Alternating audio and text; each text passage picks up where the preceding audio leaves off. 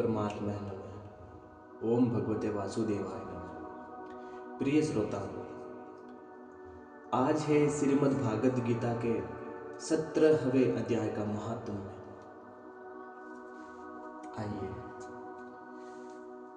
श्री महादेव जी कहते हैं, पार्वती 16वें अध्याय का महात्म्य बतलाया गया। अब 17वें अध्याय की अनंत महिमा श्रवण करो। राजा खड्गबाहु के पुत्र का दुशासन नामक एक नौकर था। वह बड़ी खोटी बुद्धि का मनुष्य था। एक बार मांडलिक राजकुमारों के साथ बहुत धन की बाजी लगाकर हाथी पर चढ़ा और कुछ ही कदम आगे जाने पर लोगों के मना करने पर भी वह मूढ़ हाथी के प्रति जोर जोर से कठोर शब्द करने लगा। उसकी आवाज सुनकर हाथी क्रोध से अंधा हो गया और दुशासन पैर फिसल जाने के कारण पृथ्वी पर गिर पड़ा। दुशासन को गिरकर कुछ उच्छ्वास लेते देख काल के समान निरंकुश हाथी ने क्रोध में भरकर उसे ऊपर फेंक दिया।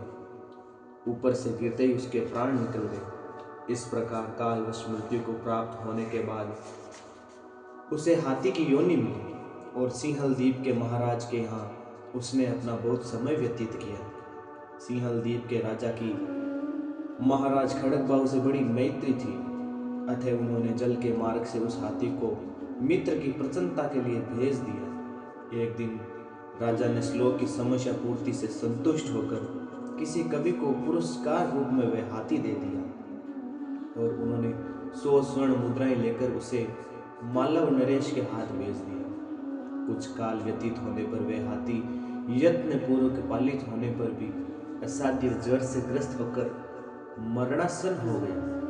हाथीवानों ने जब उसे ऐसी शोचनीय अवस्था में देखा तो राजा के पास जाकर हाथी के हित के लिए शीघ्र ही सारा हाल कह सुनाया। बोले, महाराज, आपका हाथी अस्वस्थ जान पड़ता है। उसका खाना पीना और सोना सब छूट गया है। हमारी समझ में नहीं आता इसका क्या कारण है। हाथीवानों का बताया हुआ समाचार सुनकर राजा ने हाथी के रोग को पहचानने वाले चिकित्सा कुशल मंत्रियों के साथ उस स्थान पर पदार्पण किया जहां हाथी ज्वरग्रस्त होकर पड़ा था।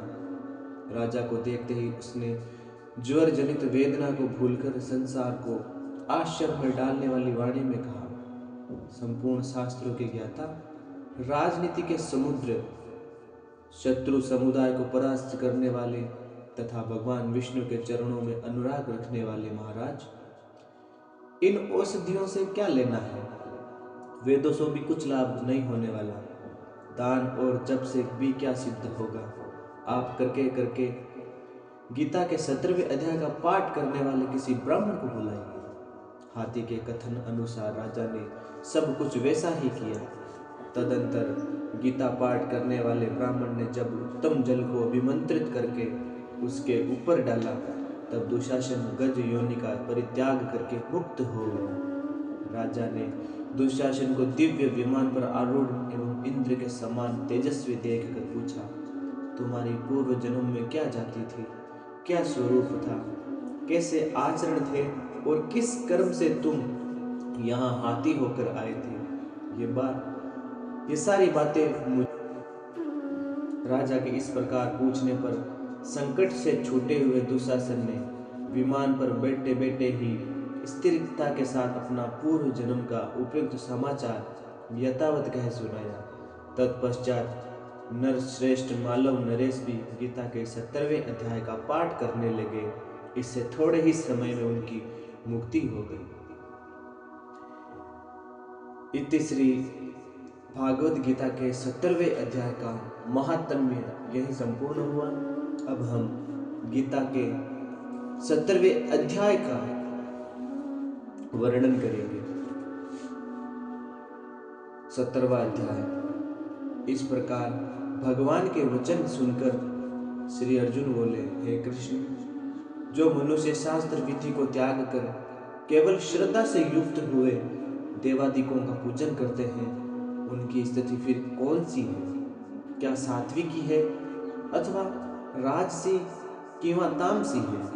इस प्रकार अर्जुन के पूछने पर श्री कृष्ण भगवान बोले, हे अर्जुन, मनुष्य की यह बिना शास्त्रीय संस्कारों के केवल स्वभाव से उत्पन्न हुई श्रद्धा सात्विकी और राजसी तथा तामसी ऐसे तीनों प्रकार की ही होती है, उसको तू मेरे से सुन।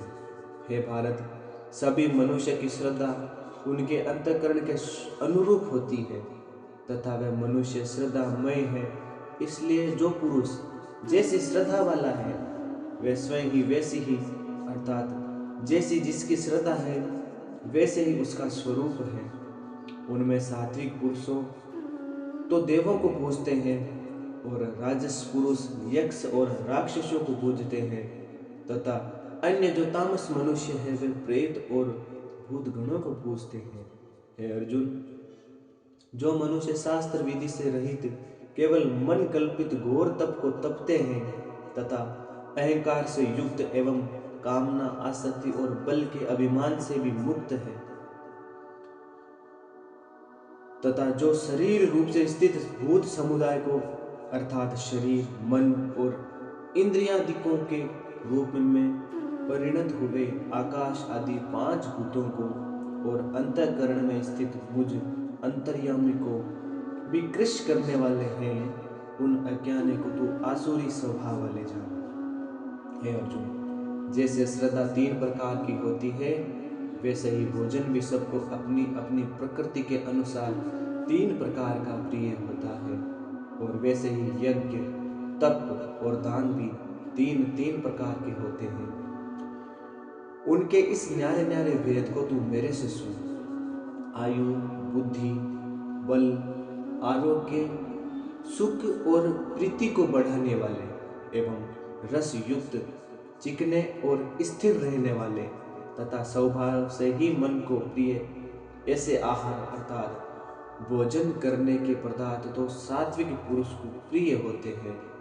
कड़वे, खट्टे, लवण युक्त और अति गरम तथा तीक्ष्ण, रूखे और दाहक कारक एवं दुख, चिंता और रोगों को उत्पन्न करने वाले आहार अर्थात भोजन करने के पदार्थ राजस पुरुष को प्रिय होते हैं तथा जो भोजन अधपका, रस रहित और दुर्गंध युक्त एवं वासी और उच्चिष्ट है तथा जो अपवित्र भी है वह भोजन तामस पुरुष को प्रिय होता है।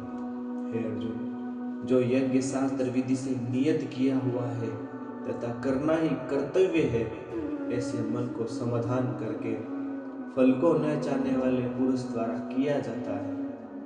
यह यज्ञ तो सात्विक है। और हे अर्जुन, जो यज्ञ केवल दंभ चरण के लिए ही अथवा फल को भी उद्देश्य रखकर किया जाता है उस यज्ञ को तू राजस जान तथा शास्त्र विधि से हीन और अन्न दान से रहित एवं बिना मंत्रों के, बिना दक्षिणा के और बिना श्रद्धा के किए हुए यज्ञ को तामसी यज्ञ।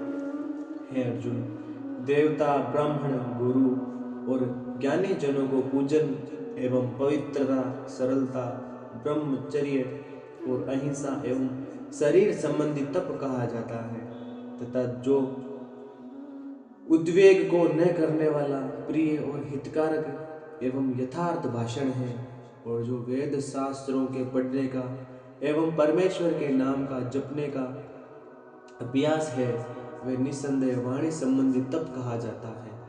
मन की प्रसन्नता और शांत भाव एवं भगवत चिंतन करने का स्वभाव, मन का निग्रह और अंतःकरण की पवित्रता, ऐसे ये मन संबंधी तप कहा जाता है। परंतु हे अर्जुन, फल को न चाहने वाले निष्कामी योगी पुरुषों द्वारा परम श्रद्धा से किए हुए उस पूर्वोक्त 3 प्रकार के तप को सात्विक कहते हैं।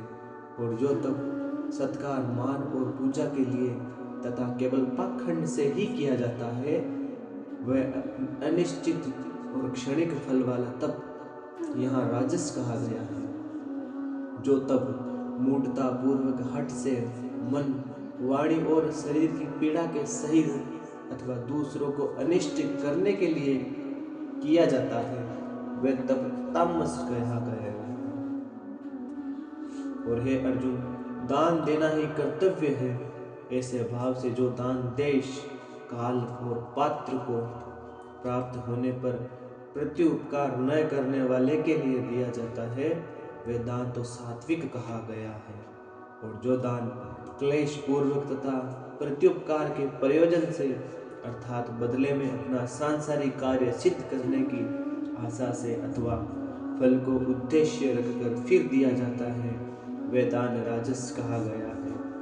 जो दान बिना सत्कार किए तथा तिरस्कार पूर्वक अयोग्य देश काल में कुपात्रों के लिए अर्थात मद्य मांसादि अभक्ष्य वस्तुओं के खाने वालों एवं चोरी जारी आदि नीच कर्म करने वालों के लिए दिया जाता है वह दान तो तामस कहा है। हे अर्जुन, ओम तत्सत ऐसे 3 प्रकार का सच्चिदानंद घन ब्रह्मा का नाम कहा है। उसी से सृष्टि के आदि काल में ब्राह्मण और वेद तथा यज्ञ आदि रचे गए हैं। इसलिए वेद को कथन करने वाले श्रेष्ठ पुरुषों की शास्त्र विधि से नियत की हुई यज्ञ दान और तप रूप क्रियाएं सदा ओम ऐसे इस परमात्मा के नाम का उच्चारण करके ही आरंभ होती है। तत् अर्थात तत् नाम से कहे जाने वाले परमात्मा का ही यह सब है। ऐसे इस भाव से फल को न चाहकर नाना प्रकार की यज्ञ तत्रूप क्रियाएं तथा दान रूप क्रियाएं कल्याण की इच्छा वाले पुरुषों द्वारा की जाती है। सत्य ऐसे यह परमात्मा का नाम सत्य भाव एवं श्रेष्ठ भाव में प्रयोग किया जाता है तथा हे पार्थ उत्तम कर्म में भी सत्य शब्द प्रयोग किया जाता है तथा यज्ञ तप और दान में जो स्थिति है वह भी सत्य है ऐसे कही जाती है। और उस परमात्मा के अर्थ किया हुआ कर्म निश्चय पूर्वक सत्य है ऐसे कहा जाता है। हे अर्जुन, बिना श्रद्धा के होमा हुआ हवन तथा दिया हुआ दान एवं तपा हुआ तप और जो कुछ भी किया हुआ कर्म है वह समस्त असत ऐसे कहा जाता है। इसलिए न तो इस लोक में लाभदायक है और न मरने के पीछे ही लाभदायक है। इसलिए मनुष्य को चाहिए कि सच्चिदानंद घन परमात्मा के नाम का निरंतर चिंतन करता हुआ निष्काम भाव से केवल परमेश्वर के लिए शास्त्र विधि से नियत किए हुए कर्मों का परम श्रद्धा और उत्साह के सहित आचरण करे। यही मनुष्य का धर्म है।